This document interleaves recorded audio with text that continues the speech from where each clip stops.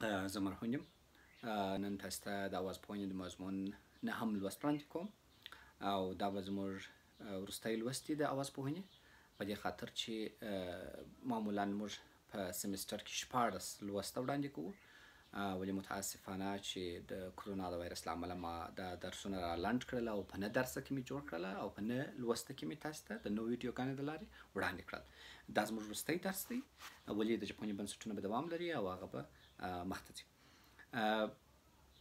موږ په تیر درس کې د اوازونو د تولید ځای په اړه بحث کړی وو، چې اوازونه په کومو ځایونو کې تولیدېږي. شونډې مو یاد کړي وې، غاښونه مو یاد کړي وه، شونډیز غاښیز وه، ژبیز وه، اوریز وه، اوریتالویز وه، ټول اوازونه مو مطالعه کړله چې د ځایونو په اساس باندې. نن موږ د اواز د تولید ډول باندې بحث کوو. په دغه کې د manners of articulation کې موږ ګورو چې یو اواز څنګه تولیدېږي. اوازونه چې تولیدېږي خپل یو خاص حالت او خاصیت لري. مثلا موږ چې ب ولاړ دی، ګوري تم اواز دی، یا مثلا لام بهیږي. هر اواز خپل یو خاصیت لري. نو دا خاصیتونه یې دلته تاسو ته وړاندې کوو. لومړني اوازونه چې په اواز پوهنه کې مطالعه کیږي هغه تم اوازونه دي، چې دې ته په انګلیسي کې سټاپ وایي. دا هغه اوازونه دي چې د ادا په وخت کې سا په مطلقه توګه ودرېږي او د حرکت د ماقبل یا د مابعد د مخکې یا د وروسته واول یا بل توري په وسیله باندې یا د بل اواز په وسیله باندې وسي. دا اوازونه په پښتو کې لکه پ ګوري پ، ب، ت، دال، د، ک او ګ دي. دغه اوازونه د دې سربیره چې تم دي نور خاصیتونه هم لري. هر اواز ما تاسو ته په مخکې درس ویلي وه 4-5 خاصیته لري. اول مثلا کانسوننت دی که واول دی. دوهم د زیږد ځای کوم ځای دی، په کوم ځای کې زیږېدلی دی. څلورم خاصیت یې دا دی چې غاښیز دی، شونډیز دی، څه رقم دی.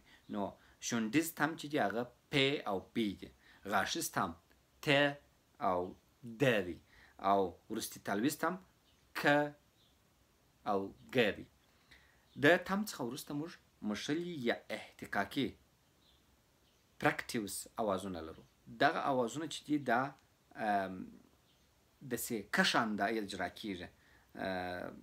د سا یا هوا مجرا دونه تنګه سي چې اواز په ډیر فشار تولید سي، او د ډیر فشار له امله د اواز له تولید سره یو ډول کشهار تولید سي، چې په پښتو کې مښلي اوازونه دا دي: شونډیز مښلي ف، ګوري د څه سي کش سي، چې دا د پښتو ژبې خپل نه دی، د عربي څخه ورته راغلی دی. اوریز مښلي سین ګوري یو قسم کشیږي. منځني تلویز مښلي سین یو قسم کشیږي. ز برګشبیز مښلي په لویدیځه لهجه کې البته شین او ژ. او نرم تلویز مښلي په منځنۍ لهجه کې هین او ی. دا په منځنۍ لهجه کې دي چې د غزني و میدان خلک وایي او د کابل خلک یې ځینې هین او ی وایي. او دغه اوازونه په جنوب لهجه یا د کندهار په لهجه کې شین او ژ. دا هم مښلي یا احتقاقي دي. بل تم مښلي یا مرکب اوازونه دي چې دې ته اپریکټس وایي. دغه اوازونه اول تمیږي بیا ایله کیږي، یعنی د سا یا هوا جریان په فشار سره یې پلا ودرېږي بیا ایله سي. دې ته تم مښلي وایي. لکه اوریز اواز ت اول درېږي بیا ایله کیږي. د ځ. او منځنی تلویز چ او جیم دواړه چش کیږي یا پلا تم کیږي بیرته ایله کیږي. دې ته تم مښلي اوازونه وایي. تم مښلي او تم مښلي.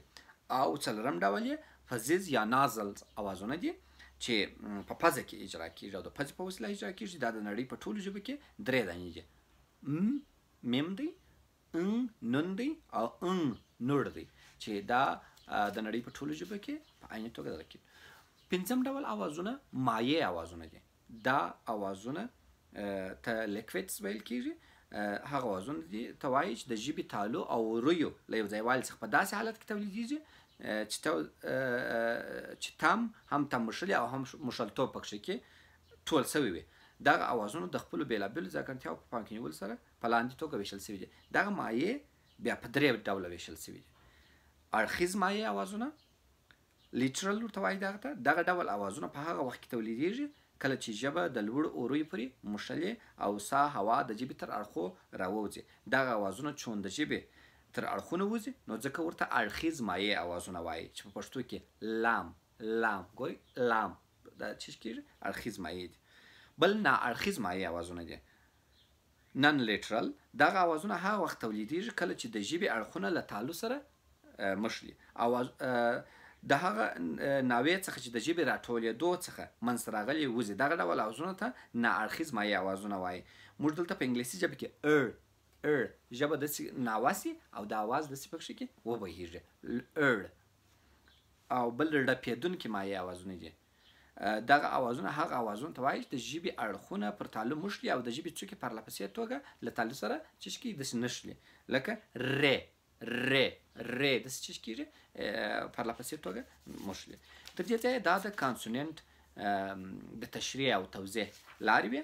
وروستی دغه چې دی هغه نیمواک یا سیمې واول دی. که څه هم د دې اړه ما د ژبپوهنې په بنسټونو کې تاسو ته لږ څه بحث کړی و.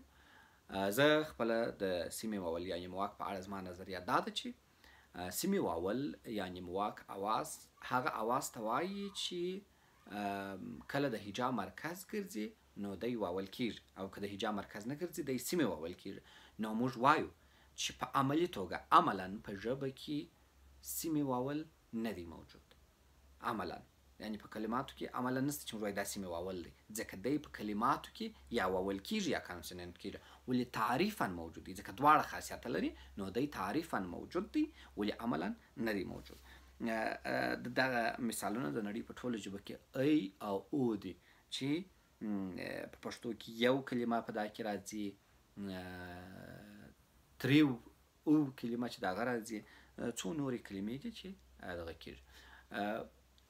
د نازنځیري اوازونو بحث په اوازپوهنه کې نه راځي ځکه د هغه فرق او تفاوت دا دی چې موږ هغه په ژبپوهنې بنسټونو کې مطالعه کوو چې هغه عملا موږ دی چې د عروضي توګه په ژبه کې موجود دی. یو مستقل اواز نه دی چې موږ دلته مطالعه کوو. نو ځکه دی موږ د ژبپوهنې یا د غږونو په بحث کې مطالعه کوو چې دغه د عروضي اوازونه دا معمولا په فونیمیک الفبا کې راځي یا په فونیمیکس کې راځي په فونیټکس کې نه راځي. نو هغه د فونولوژي بحث دی چې په فونولوژي کې به انشاءالله وړاندې کوم ځکه ځینې ژبې دي چې هغه خجیز حالت نه لري ځینې ژبې دي چې هغه دغه ورته حالتونه نه لري. پښتو یوه سېلابتونیکه خجیزه ژبه ده چې پښتو کې شته چې هغه به موږ په د پښتو یا په عمومي توګه فونولوژیک مطالعه کوو خو د ژبپوهنې په بنسټونو کې به هم د درس مطالعه شي. په عمومي توګه د اوازپوهنې دغه 9 موضوعات چې موږ تاسو ته وړاندې کړل دا به ستاسو سره د دې مرسته وکړي چې د فونټکس یا د اوازپوهنې د علم هغه لومړی مبتدا تاسو ته ووسي. دا په هېڅ توګه پوره او بشپړ بحث نه و او نه دی او دا ادامه لري ولې ستاسې د دې سیمسټر دپاره د لنډ پوهېدو دپاره همدومره کفایت کوي. د یو بل درس به چې هغه به فرعي درس وي هغه به د نړیوالې الفبا وي چې هغه به زه تاسو ته ضمناً په یو بله ویډیو کې د خیر سره تشریح کوم. نور د اوس لپاره پر لوی خدای سپارم. آباد سوکاله او سرلوړي اوسئ.